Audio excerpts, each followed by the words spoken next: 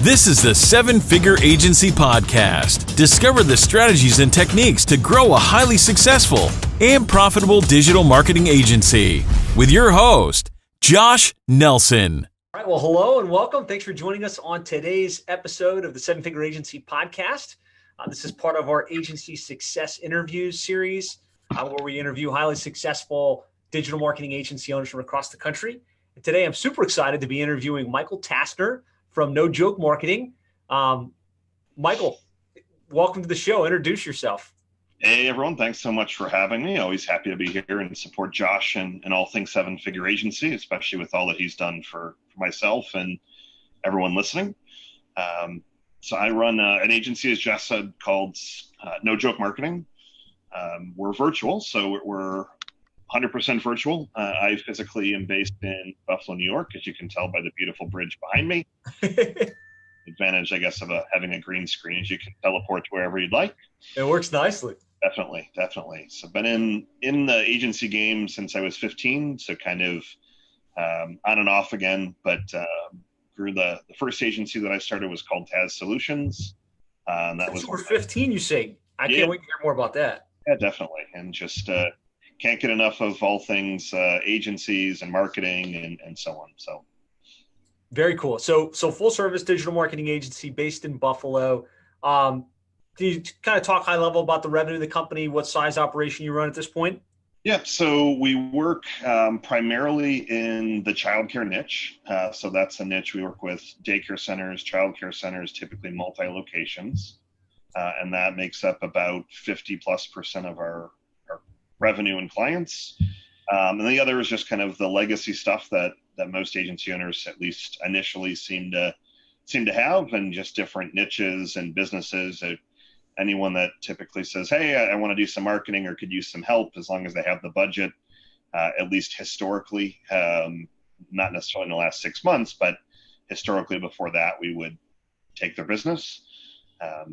But we definitely are a seven-figure agency. And a lot of that thanks really goes to Josh and just the structure and systems, and I'm happy to give more of that stuff out as well. But happy to be part of the seven-figure agency club, so to speak. So, well, I mean, it's a massive accomplishment, and kudos for you to kind of get there. I know that you had a successful agency, and then you sold it, and you started again, and it was, I think, probably like a 3-year journey back to this kind of level, right? Yeah, I mean, it definitely took some time, but I think what I realized with the first agency was, and that first agency got to 7 figures as well, but I did everything wrong.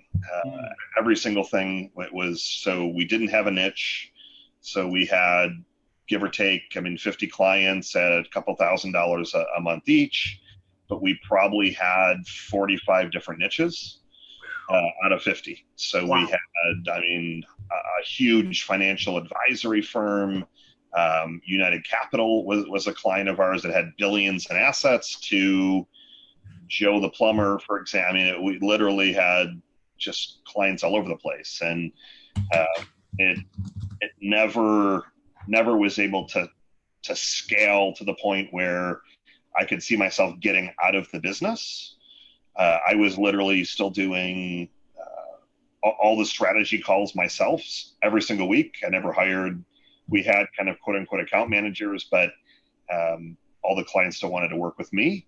And I just never was able to make that transition. So my vow with the second agency was to make sure I actually did things the right way. So focus on the niche and focus on systems and processes and all of that good stuff. Well, it's great to get there twice, right? One time kind of like scattered, and this time, a little more structure, a little bit more systematized, obviously more niche focused. How long did it take to get to 7 figures in the first attempt, and then how long in this second attempt? I'm just curious. The first attempt, it probably took me, 5-6 years. Okay. We kind of capped out at $600,000-$700,000, and then we were able to. I did a lot of speaking back then. I still do a lot of speaking, and I was able to go and secure, magically about $100,000 a month of reoccurring revenue from one speaking gig that I did. Wow. So that then we kind of finally pushed that mark, and the second go around took about 2.5, 3 years. Nice. So it's same kind of thing, but I initially built No Joke Marketing as more of a lifestyle business. So I really didn't intend on scaling it to 7 figures and hopefully 8 figures. But I kind of made that decision the last 1.5, 2 years that, a lifestyle business is great, but unless it's feeding your entire lifestyle, it's never going to get to that level. So, that's kind of that piece. Excellent. So you were able to kind of make that happen twice now, this time with a completely virtual team. That's awesome. Before we go too deep, I'd love to hear, you said you started when you were 15. Can you talk a little bit about that? Like what kind of things you were doing in your infancy, so to speak, in the agency? Yeah. It was kind of fun in the sense of, I really didn't grow up with much money. My parents are both blue collar. They both worked for the county. So kind of civil servant kind of positions, which helps when you go to retire because you get a nice pension and insurance for the rest of your life. But they both worked jobs that they weren't really thrilled with. And I realized that if I wanted to not even just have the finer things in life, but if I wanted to be able to buy another pair of Nike sneakers, for example, because my friends had 3 pairs of Nikes and I had the ones from last year, for example, that I had to come up with some way to make some extra cash. So I tried doing the whole, you go work, not at fast food, but I worked at Eckerd Drugs, which I think got bought out by Rite Aid or Walgreens or whatnot. But I'm like making whatever it was, $5 an hour, or $5.15, and you worked 40 hours and your paycheck's like $150 or something. And it was fine, but I'm like, how is this going to scale? So I went to the public library and found a huge book on website design, and in particular, front page. Front page, the good old days. Yeah. So in those days, the CDs were in the back of the books. So literally took out the CD, plopped it into one of the computers there because we couldn't afford a computer at that time, and just kind of read the book and taught myself front page, which if anyone knows front page, it's drop and drag. And so then I went on eBay and I bought some templates. Actually, I don't have it in front of me, but it was one of those like 1001 fonts and clip arts, like the little, like You've Got Mail animated JIT, like the ugliest stuff, but like 20 years ago, this was, everybody wanted a website. So all that I did then from there, I went and put up a flyer at the post office and said, do you want to be on the web? I can make it happen. And put my parents' phone number because I didn't have a cell phone. Yeah. And within 2 days, I got a phone call for a tax lady, and her name was Wanda Gates. And the crazy thing is, back then, I probably could have had like any domain name I wanted. And just being a kid, and literally I was 15, 16, and I go, oh, well, let's do something fun. So we registered iwandadoyourtaxes.com, like stupidest domain name ever, when I probably could have had like nytax.com. Right. That would have been a super valuable asset in the future. Right? So register's like, oh, I love it. And then I went back to the library and she said, well, how much is it going to cost? And I said, $1,200. I completely made up a number. Oh, that sounds cheap. And cut me a check for the whole thing. That was, more money than money for a 15-year-old. $1,200. So I used that to buy my first computer, Nice. a Quantex, which is out of business now, but bought my first computer and registered an AOL email and just kind of started growing a little bit from there. Back then, again, it was, you could put up a website and you were number 1 in Google for SEO and the whole keyword stuffing and all of that. So like Buffalo Web Design, I was number 1 without doing any work. And it really just kind of grew from there. I made some pretty good money at that age and continued doing it through college, but really kind of pivoted more to the marketing side. So I still tried to dabble in websites, but I'm not a programmer. I mean, I can't program to this day. I mean, I can't even program CSS. But I then taught myself Dreamweaver was the other program. So I kind of graduated from Front Page to Dreamweaver, and similar, kind of bought templates and just kind of learned how to manipulate templates, but kept doing a little bit of that and realizing though that the website game was changing faster than I could. I mean, people were coming out with a lot more nice looking stuff than, I mean, like, why does their site look so much better and yours doesn't really look that good? And right. I really didn't evolve with the times, but I pivoted almost everything then to marketing. So SEO and paid traffic was really the pivot. And surprisingly, and I know we'll talk about lead source for kind of where am I getting my leads now, but my number one lead source when I first started off, or kind of not necessarily rated 15, but a few years thereafter, was actually Craigslist. Really interesting. And my secret sauce, and probably still works today, but I would post in the barter section, and I would say willing to barter website design for ... or question mark. And some people, I mean, they had some pretty good stuff. So I bartered for coins, vacation rentals. I sent my parents to a timeshare in Florida. So I still have them. Some guy sent me like $3,000 metal detectors for a metal detector site. But then there were a lot of people that like, well, I really don't have anything to barter, but what's the cash price? Or they'd say, well, I can give you a week at a timeshare, and then what's the rest of the cash? So I would kind of use the barter to disarm them. And then more often than not, it actually ended up turning into cash, and nobody else is doing it. So that's kind of, that paid for my college tuition, candidly. It was all the website stuff that I was just cranking out, these websites at $2,000 or $1,500 a pop, and just cranking them out. That's awesome. I'd love to hear, since we've got some people on with the slide, how many of you guys started with Front Page and Dreamweaver and some of these tools? Because I remember I was tooling around in Front Page when I was like 16 and 17. So that's funny. And so from these humble beginnings to a 7-figure digital marketing agency, serving mostly like the local childcare space, amazing. Kudos, congratulations. So I think you and I started working together about 3 years ago. Yep. What was it that you were looking to solve at that point? Were you just starting this new agency, or kind of where were you at in your development at that point? I've always been a huge believer in investing with coaches, masterminds, mentors, etc. When I had the first agency, I really didn't do that. The agency the group that I did join that was extremely impactful was EO, entrepreneurs organization. Yeah. But you're surrounded by business owners doing at least $1 million a year or more. However, the challenge with that is that they're going through similar life things and kid challenges or marriage issues or financial issues. So there are those kinds of things. But I mean, I couldn't sit down and say, did anyone get hit with the recent penguin update or something like that? I mean, what are you talking about? Penguin? Did a penguin hit me? And so it was helpful kind of emotionally, but I never had a sounding board or anyone you always want to be looking for people that have been there and done that are succeeding at a higher level than you.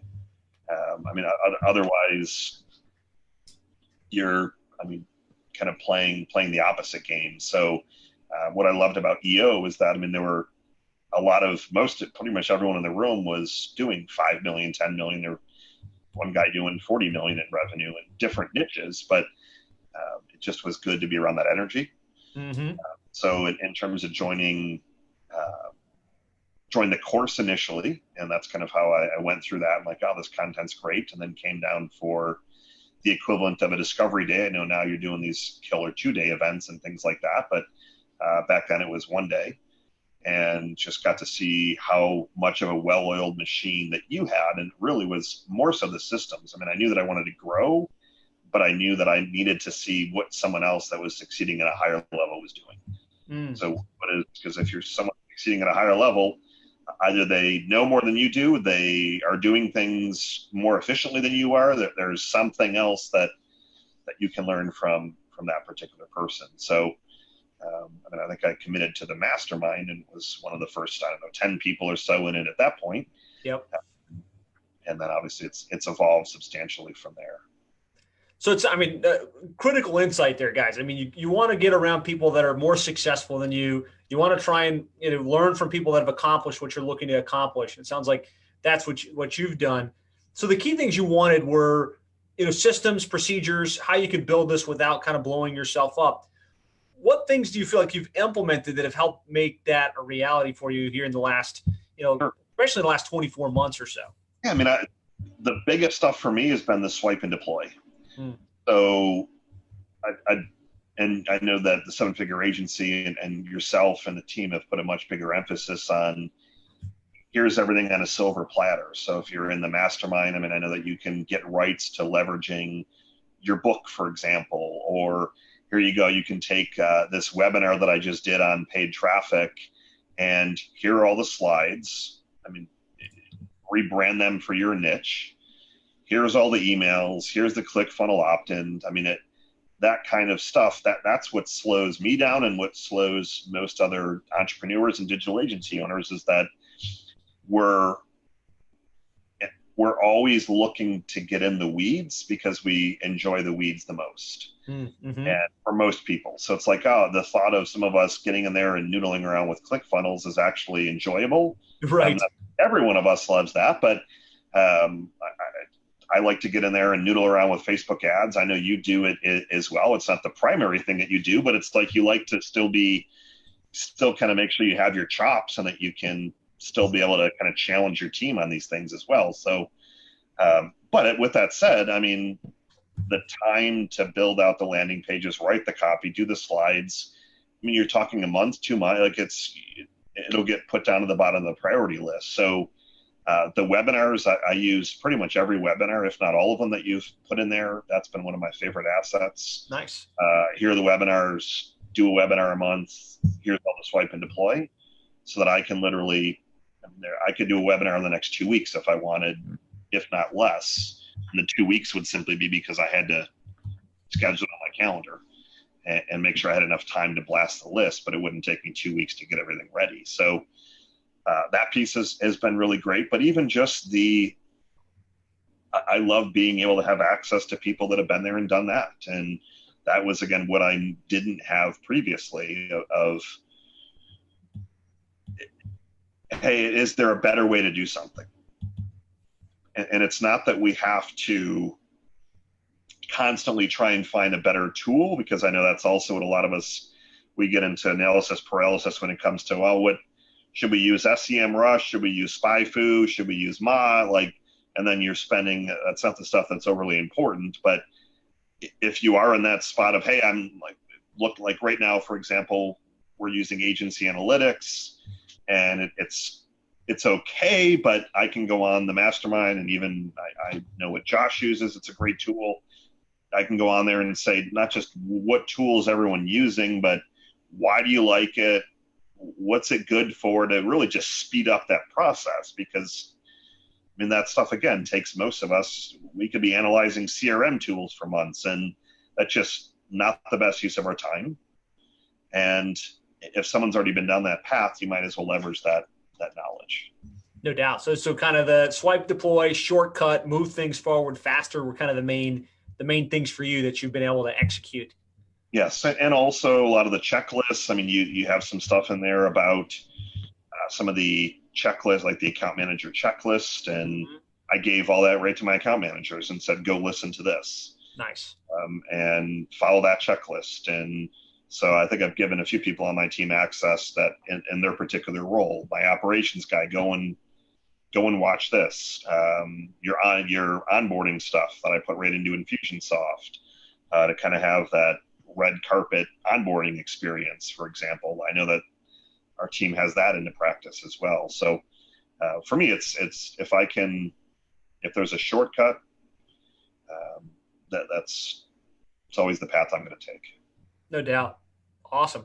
So let's talk a little bit about how you wound up in the local childcare space. Like, how did you choose that niche? How did you kind of get into that? So a lot of people say that the niche chose you, but I kind of fell into it in a partnership with another gentleman in the mastermind. Hmm. So kind of ended up, he said, hey, this is a good niche to look at, and ended up partnering, and I ended up focusing on that particular niche. Have been in a couple other niches, and I think it's one of those where we're always questioning the niche. I know a lot of you are in that space, that we always think that the grass might be greener in a different niche. And there are many days when I think that, but I kind of smack myself around a little bit and say, well, how many businesses are in that niche? How many do I have as clients? And you're like, well, you haven't even touched 1% of the niche, for example. So that's kind of how I moved down that path. Kind of stay focused, right? Definitely. So can you talk a little bit about what your service offering looks like what it is you do for your clients, and what, kind of how you structure your service offerings? So our core program is paid traffic, and we call it enrollments on demand. And we made this switch strategically to really focus on paid traffic. So we offer SEO, we offer social media, we offer web hosting, web design. So we have all of those, and that's more of the legacy stuff that we have. But the only thing that we sell now on the front end is the enrollments on demand system. So It's a system. It's not just paid traffic. It's the system. It's the autoresponder emails on the back end. It's all of that stuff that they're getting. Nice. So that when we're going toe to toe with another agency, we've got all the historical data. We know what's working, what's not working. We can get results quicker. And I know that you've posted a few things, but the agency game has definitely shifted drastically, even the last 6 months. The shift's been going on for a while, but it's no longer can you just say, I gave you 100 leads. It's just, that doesn't work anymore. Yep. If you can do it for a month or two, and you can get in the argument with the client, and well, I gave you $3,000 and you promised me 50 leads. And you say, well, I gave you 100 leads. It's not my fault you suck at closing leads. So that used to be able to work, but then you're going to churn and burn the clients. And we realize that most of our clients are massively impatient. Mm-hmm. And one of the things that isn't necessarily a great thing with this particular niche is most people come to us when their enrollment is suffering. Mm-hmm.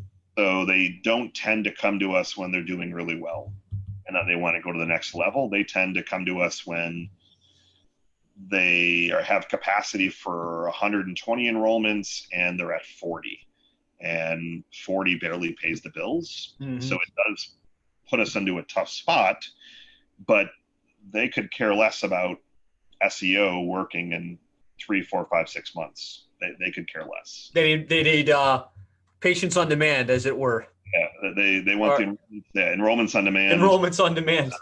Well, there are people that use this patience on demand. That's for obviously another niche, but I've seen people use that phrasing. But they want their phone to ring, mm-hmm. and it does put some pressure. In full transparency, the first couple of months can be dicey, and I'm not in love with that pressure.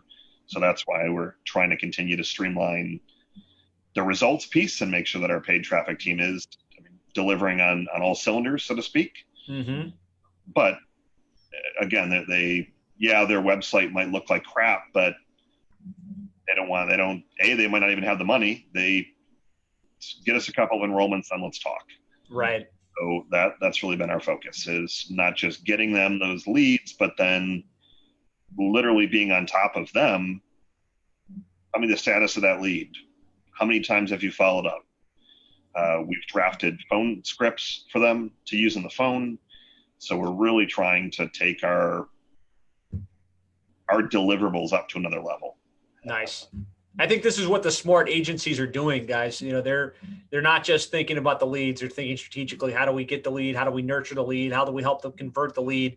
How do we hold them accountable to have best practices in their follow through and their follow up? So, great insights on that front. So the enrollments on demand is the main thing. It's like a pay-per-click to landing page type strategy. Can you talk a little bit about how you price for those types of programs? Yeah, so it varies based on the size of the center, one location, multiple locations, et cetera. But the starting price is $1,500 plus ad spend. We've been playing around a little bit with a couple of different models. There's another gentleman that I know does it in a different niche where he charges $9,000 for 3 months, including ad spend. And then he kind of allocates the resources accordingly. So maybe $2,000 a month towards them and the other $1,000 for ads, for example. So we're exploring a few different options. But most of the centers that come to us are typically the $1,500 a month range plus ad spend. The challenge, again, for this niche has been that for a lot of them, that's actually a stretch. So if I were to come at them and say you need to invest $3,000 a month of ad spend, there are very few childcare centers that are investing more than a few $1,000s a month total. So it's definitely a tough niche, but once you get them some enrollments, you help the center go from 40 enrollments to 60. Those that's 20 enrollments times $600, $700, $800, $900 or more a month times typically 10 months, potentially times 2 more years if they come in at a year old, or they could come in at an infant and stay for 5 years. So the lifetime value could be substantial to big them. dollars. But it's been typically the $1,500 plus ad spend, and then we'll upsell a website for a couple $1,000s, for example. We'll bolt on SEO if needed for $997, but we've been trying to crank that $1,500 a month plus ad spend price point if they're a smaller center, one location, for example. Nice. Excellent. So that gives a pretty good idea. We understand what the niche is. We understand kind of what the service offering is. Now the question everybody wants to know is, how do you land clients? How do you get these clients' attention? How do you convert them into these retainer-based clients? So I'll tell you what I initially did, and then I'll tell you kind of what we're currently doing, because we're constantly pivoting and seeing kind of what's working better. So initially it was largely cold email. Okay. And we bought a list, and I crafted 10, 15 different emails and bought another domain name, because you'd never want to do it on your main domain name. So I followed the long out process of that. I used the tool and still use a tool called quickmail.io, and set up a Gmail email, loaded it in the messages, and literally had that thing start sending. And what I loved about Quickmail is that it does it in small batches and just does it on autopilot. So I typically, at least at that point, I took a much more salesy approach. If I could give you 10 more enrollments in the next 60 days, would that be helpful? If yes, reply with your phone number, and I'll give you a call. I was doing 1-line, 2-line emails, very short and sweet. People were replying. I was calling and closing, doing the demo, and from that. We definitely have done a lot of webinars. Those have been good lead sources. And then we also started doing the strategy that you've been deploying, Josh, of allowing people to book calendar appointments even before the webinar.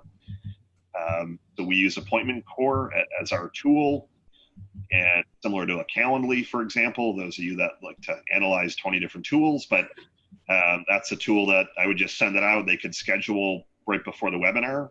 Our process is discovery call, strategy session, and on the strategy session, we're doing the proposal. We do kind of that qualifying call first, because most of these centers, they're just not qualified.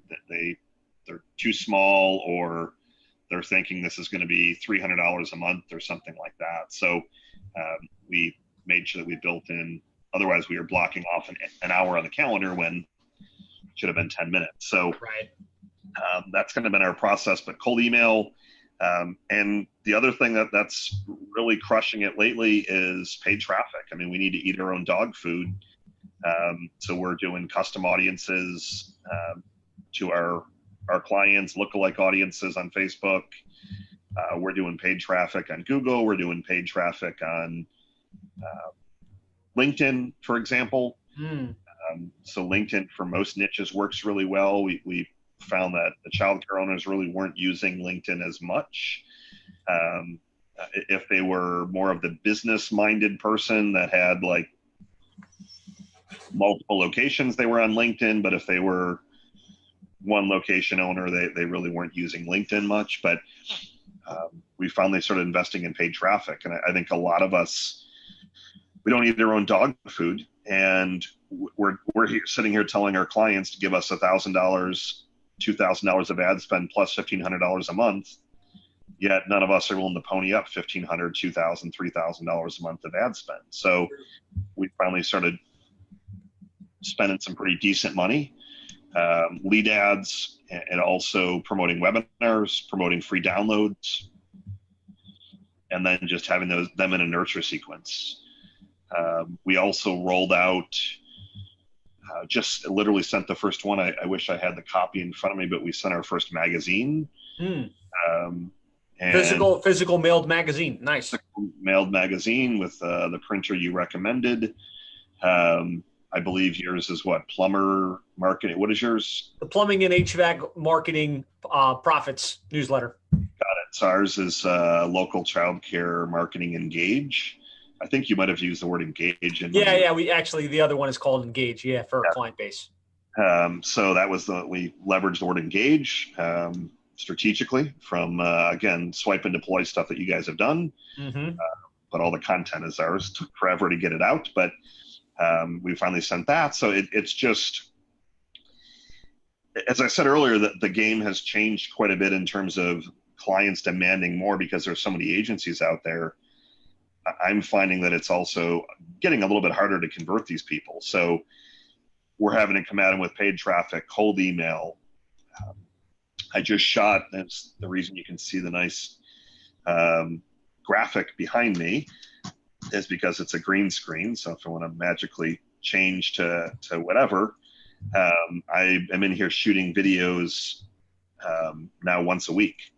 Nice. And going to deploy the strategy that I was teaching people like 8 years ago of shoot video, get them transcribed using something like rev.com, post them as blogs, put it up as a podcast, use it as social media fodder.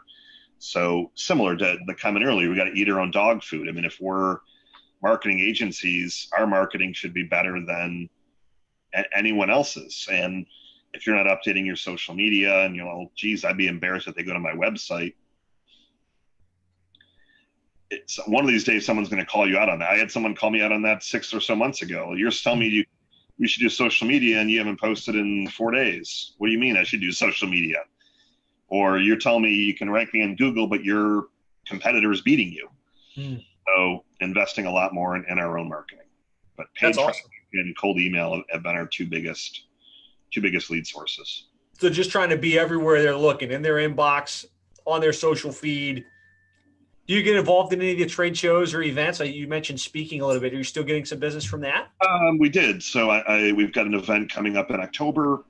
We have joined a few industry associations. In full transparency, I haven't pushed them as much as you have and as you recommend. So I think there's not a lot of there's a lot of small associations, but I do think that there's still a lot more that we could do. The last event that I did last year, and the same one I'll be doing in October in Orlando, we picked up at least $5,000 a month of reoccurring. So, it definitely was, in 1 month it paid for the event and travel and excuse me, all of that stuff. So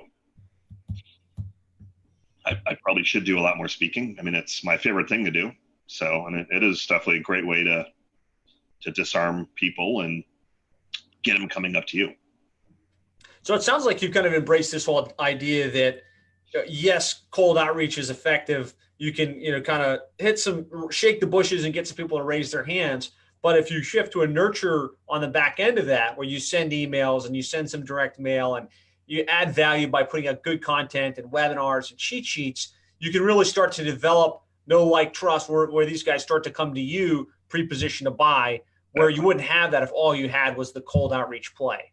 Exactly. I mean, because unfortunately, everyone and their cousin is doing cold email now. Yeah. So if you can go to Info USA and buy a list for $1,000, how hard is it for somebody else to do the exact same thing, load it into a third-party tool, blast it, even if they get banned from the tool? Unfortunately, these people a lot of bigger real big agencies that we won't name any of those, but that have aggressive salespeople that are calling every business in the U.S. saying your agency sucks or your marketing sucks or you're not on page one. And so unfortunately that a lot of these clients are getting so numb that I'm realizing that if we're not everywhere, they're going to very quickly forget. Yeah. Good. Great insight. The only thing I would add to that, though, is the piece that does separate most of us, if we're following the niche strategy, then from the noise is, yeah, it's great that big agency is calling them, but my pushback is, and? So what do you mean, and? They're in 64 niches. What are they going to know about childcare? They might have 3 childcare centers. Mm-hmm. Well, yeah. You get a point there. So if you know your niche, you know the lingo, you tell them that the learning curve is non-existent. You have the social proof, so that the niche piece, whereas a couple of years ago, I didn't, in my opinion, I didn't think it was as important.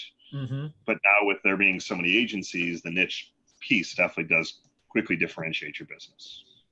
No doubt. Yeah. So we've had a good conversation around how you land clients, how you get them to kind of raise their hand. And it sounds like a very well-rounded approach, more well-rounded than it's been in the past. Let's talk a little bit about how you fulfill. So how many clients are we talking about? Several hundred clients or somewhere in that territory? Correct. And you said a mostly virtual team. Can you talk a little bit about how you deal with retaining these clients and serving these clients and, keeping the ball rolling in a positive direction? So our command center is teamwork.com. So that really has all of our systems and processes. We have a kickoff process when someone becomes a new client. So the whole send the gift basket and send the papers to have them fill out their intake forms, get the initial call set up. They're assigned an account manager. So I have a couple of different account managers. So we try and pick someone that's going to be most compatible or whoever has the most appropriate load at the time. And then they schedule that kickoff call. And from there, the relationship is owned with the account manager. So they're depending on the client. Some of them we're talking to weekly. Some of them we're talking to monthly. I'd prefer to be monthly, but at least in the beginning, we tend to have to do a lot of hand-holding. The first couple of months, especially if the center is not in a great spot and they need to do a bit of a turnaround, for us to say we'll talk to you in 30 days just doesn't work. So the account manager is scheduling that cadence, and the account manager then also serves as the project manager. So we've got people that are doing the paid traffic, people doing social media, doing copy, doing the websites, SEO. There's a team lead for each department. They report into our operations manager, who's also virtual. So he's kind of keeping the ship steering. But also we do a lot of stuff with our daily huddles. So the Rockefeller Habits stuff and EOS of the 10-minute daily huddles. So we do a 10-minute huddle. It's actually now done by department. So paid traffic has their huddle, SEO has their huddle, for example, design development have their huddle. We do a weekly meeting every Monday with the entire company. We share some good news. We do something really fun called Cheers for Peers, where each team member can send kind of positive messages and notes. Use a tool, it's called Tiny Pulse, that allows you to do that. And then we kind of give departmental updates.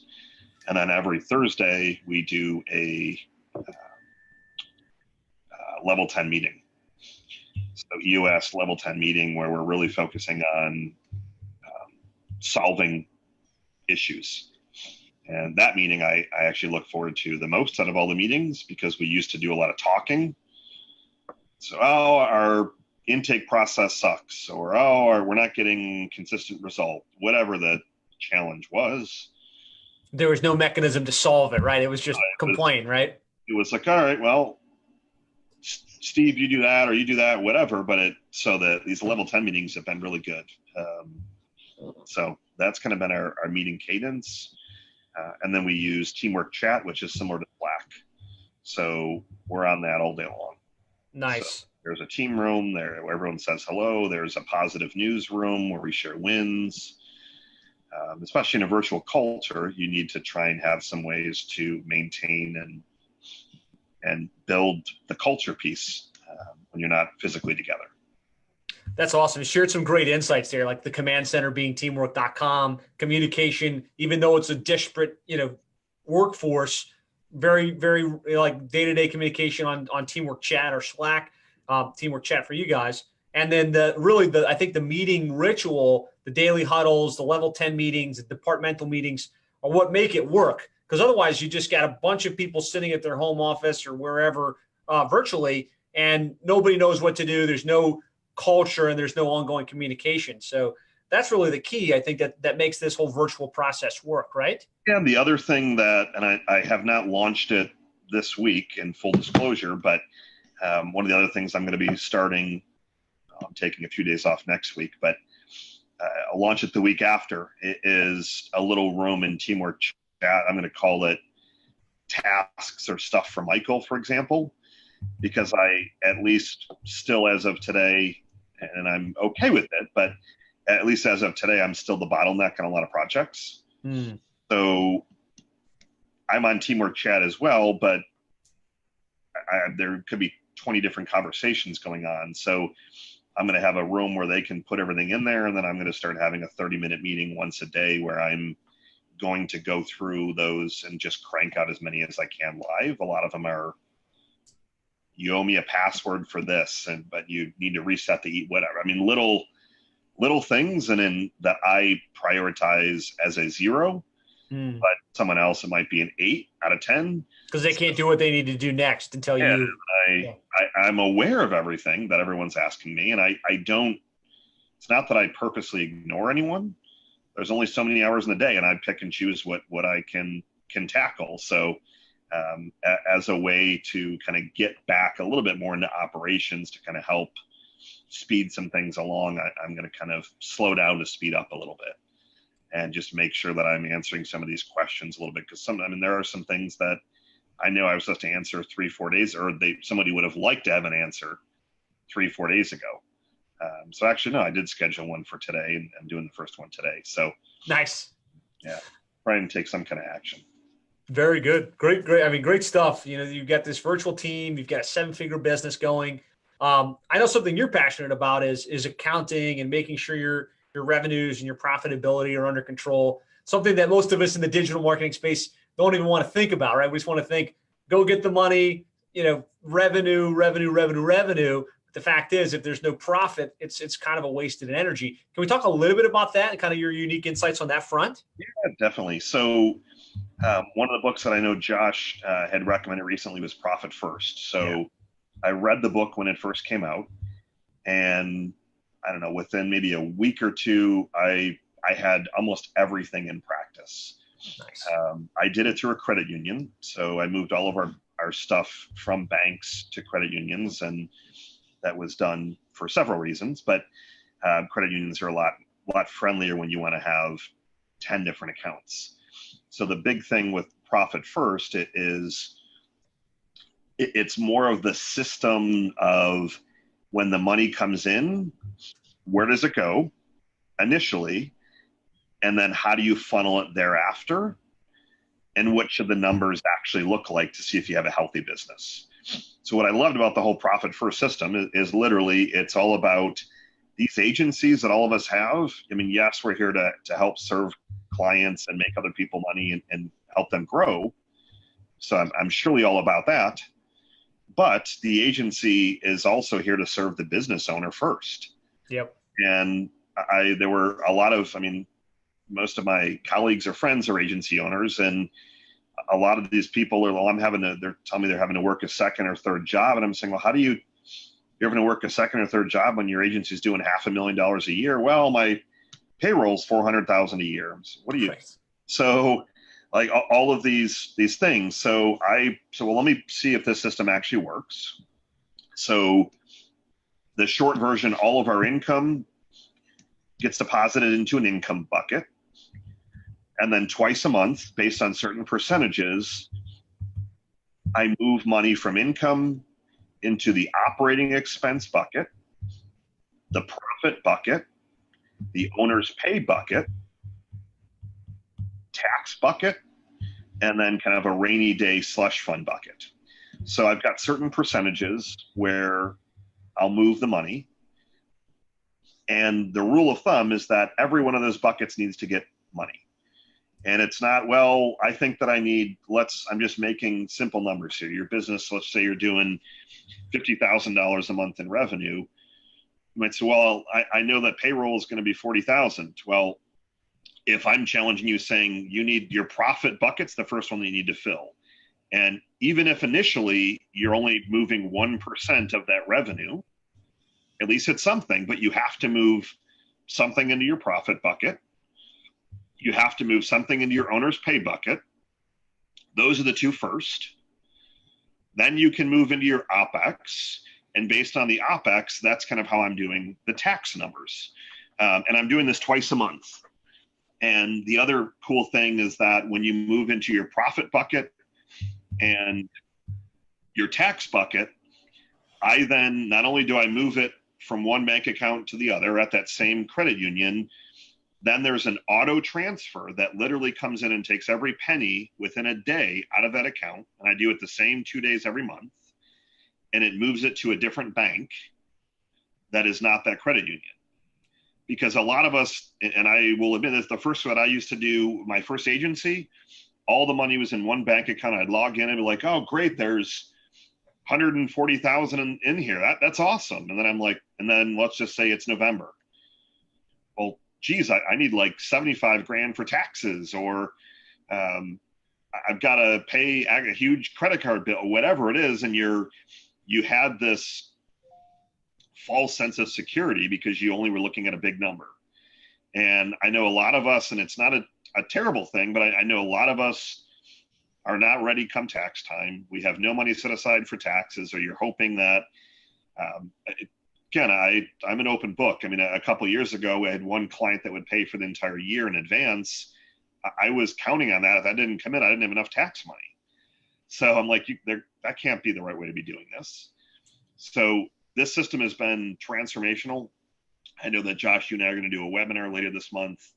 I actually ended up, just for my own self, initially I became a profit first consultant, and finally decided after talking with Josh and a few other agency owners that this would be a good path to actually go and help other agency owners. So we'll do a webinar, I believe, later this month, and kind of tell you the percentages and what your numbers should look like and benchmarking, because there's ways to, it's not that if you're not hitting the numbers that everything is wrong, but it's what are some good numbers look like. And it doesn't matter the size of your business, it's the percentages. So even if you're doing $10,000 a month, if you're telling me that 90% of that is going to OPEX between software tools and your freelancers and et cetera, and I'm going to suggest to you that your OPEX should be 30% or 25%.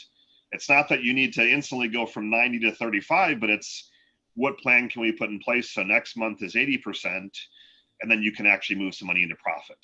Because it has to, if you're not taking your profit and your owner's pay, there's really no sense to have an agency. No doubt. Yeah, I think it's one of the most powerful things that most of us overlook is this whole accounting process. So love to hear from you guys in comments. If you're watching this now or after the fact, would it be really helpful if Michael put on a webinar that really explained profit first, how to set up those accounts, what the proper allocations look like, and gave you some support around really how to make sure your financial, accounting is set up correctly for your agency. I see Danny's hitting the plus button again and again and again. So thanks, Danny. I appreciate that. Isidore says spot on, profit first. Yes, please put that together. Ricardo says that would be awesome. So yeah, tentatively we've got this in the schedule for August 28th. So, kind of block that in your calendar now. It'll be at 2:00. Someone said, grab me a triple. Yeah, I'm guess sporting the channel, the green screen's making it out, but it's a Tim Hortons double. But and the other cool thing with Profit First is that now I'm actually using it in my personal finances. So it's the same kind of concept of pay yourself first, but I do the same thing so that when my owner's pay filters into my bank account, that I'm putting, what do I need for my personal expenses? What am I putting for retirement? What am I putting for so it's same kind of methodology, but from a financial standpoint, it's been the most impactful thing that I've ever done. Yeah, 100%. Likewise on our front. So I think that's awesome that you got that certification and that you're willing to share this with the group. So definitely we'll get that set up for you guys. So let's kind of coming to the close here. Looking back, so you've had two agencies go to seven figures. One was a little bit of a struggle. I mean, it's always going to be work, but this one's going a little bit smoother. What would you say there's like three key lessons that you've taken away in the second iteration that the other agencies can learn from? Sure. I'll give them in no particular order. So the one I'm sure won't be a surprise, but one of the three is always be prospecting. And it sounds stupid. I mean, it doesn't sound stupid, but it sounds easy. I would challenge everyone that's listening live or re-listening to it to actually look at, and I did this exact exercise, so I wouldn't challenge you anything that I haven't done. Write down what you're doing each day, hour by hour. I mean, almost down at whatever, 10-minute increments, for example, and actually look at how much of that time is being spent prospecting. And I'm not saying you got to be cold calling. So that's not what I'm advocating here. I don't do any I personally haven't done cold calling. But it's how much time am I going on LinkedIn and shooting out personal messages to owners of childcare centers? Am I ramping my paid ads up? Am I doing anything that's related to sales and marketing? Mm-hmm. Anytime that I have stepped away, and I've done it a few times, all of a sudden the pipeline goes to close to nothing because I've taken my eye off that ball. That is, the most critical piece of the business. So that was definitely one that massively powerful. So before we move off that point, 100%, there's like two things that matters the most. The number of strategy sessions you're having on a monthly basis. So if you're not having strategy sessions, you're not going to land new clients. You're not going to grow. And the activities that drive strategy sessions, right? To the extent that you're not focusing on those two things, the growth won't be there. The revenue won't be there. The profit won't be there. So amazing. Number one, you said no particular order, but that's definitely the right order there. All right. So let's go to number two. Number two, it would be the profit first stuff that I talked about. The first agency I never looked at. I looked at the numbers. I only looked at what was in the bank. I never put money aside for profit ever. It was whatever is left over, if anything, at the end of the year after paying taxes was my profit. And for the last year and a half, 2 years, I've been taking my quarterly quote unquote profit / dividends and using those for fun things and absolutely not putting them back in the business. So fun things. I know I just went up to another training course today and invested some money, but that sure as heck didn't come from my profit. So the profits for going for family vacations and all that kind of fun stuff to actually recharge your battery and know that your agency's. I love sitting back saying the agency paid for that through profit. That would be number two. Yeah. So, on that point, like really the fact is somehow entrepreneurs are programmed to think, oh, I'm going to make money. I'm going to plow it back into the business. I'm going to reinvest in marketing. I'm going to reinvest in tools. I'm going to reinvest in whatever, and thinking that that's the right play. But the fact is, if you don't make having a profit built into your day-to-day process, if you don't like make it a habit, it'll never happen, right? And you'll just be making money without having any show for it. Well, I think Jay jokingly wrote, "Oh, we're supposed to get paid for this? Cool." Yeah. All right, great stuff. Let's go to number three. Just to add one 10-second comment to that one. I mean, Absolutely. everyone says someday. And I have said for many, many, many years, and this was one of my first business coaches probably 15 years ago. He said, I think he challenged me on something that I've been saying for 6 months that I was going to do. And he said, you've been saying this someday, like whether, I don't remember what it was, but he goes, someday never comes. So we could keep telling ourselves, and there's different growth strategies and schools of thought. And you could say, pour every penny back if you want to be a agency that's going to grow to 100 million. And so if that's the path you're on, then you can take that path. But I've been more kind of build a nice lifestyle business that can grow and scale. The third one, and I don't want to use the one that everyone always uses, but I mean, it's the riches are in the niches. And I never thought that. And I question myself often.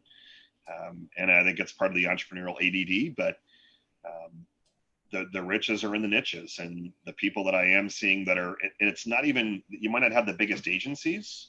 I don't think that you'll grow the biggest agency by being in one niche, but you're going to have the higher profit margins. You're going to have more free time. You're going to be able to remove yourself from the business because you can actually build those systems at scale.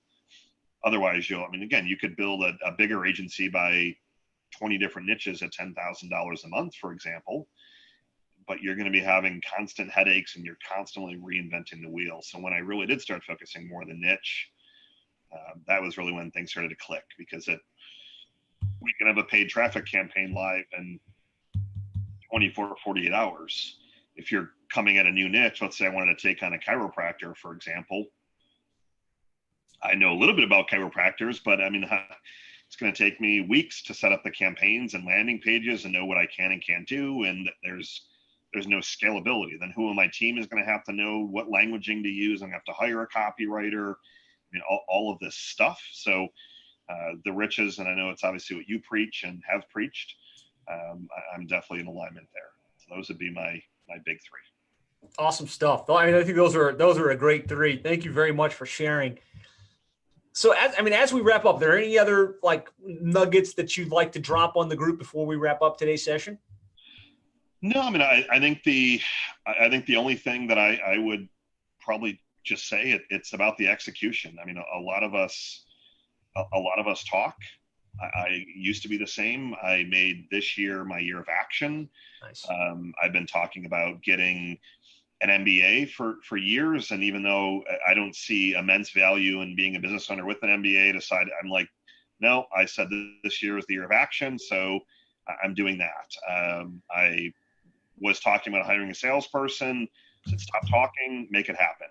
So you've got to be focusing more on the strategic action. I mean, words are cheap. Stop talking about, well, someday you're going to get the CRM, or someday you're going to do text message, or someday you'll do a webinar.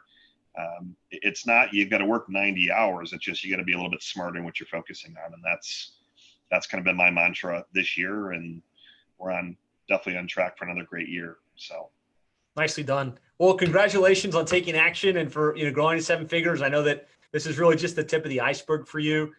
Thank you so much for taking the time to share with the group your success, your struggles over the years. I think a lot of tremendous insights here.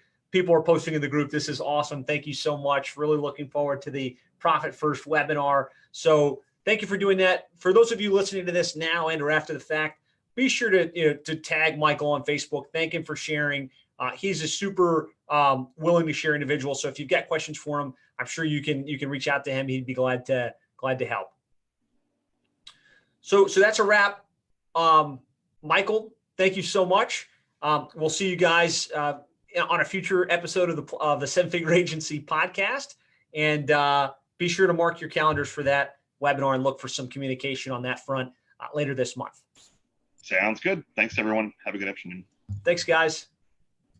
Well, I hope you got value from this session. If you'd like more ideas, strategies, and techniques on how to more effectively grow and scale your digital marketing agency, I'd like to invite you to go to 7figureagency.com. There you'll find a training series completely free of charge that walks you through how we were able to grow our agency from zero to over $300,000 per month in less than 7 years, and how we're adding clients on a consistent basis. So So we walk you through the quickest way to position yourself as the expert in a particular market and proven models to get customers coming to you pre-positioned to buy. So if you got value from this and you would like more, you can go to sevenfigureagency.com. There's a free video series for you there. Just get there, you'll enter your name, your email address, and you'll get access in the next couple of minutes. So thanks for joining us. Go to sevenfigureagency.com now, and we'll talk to you soon.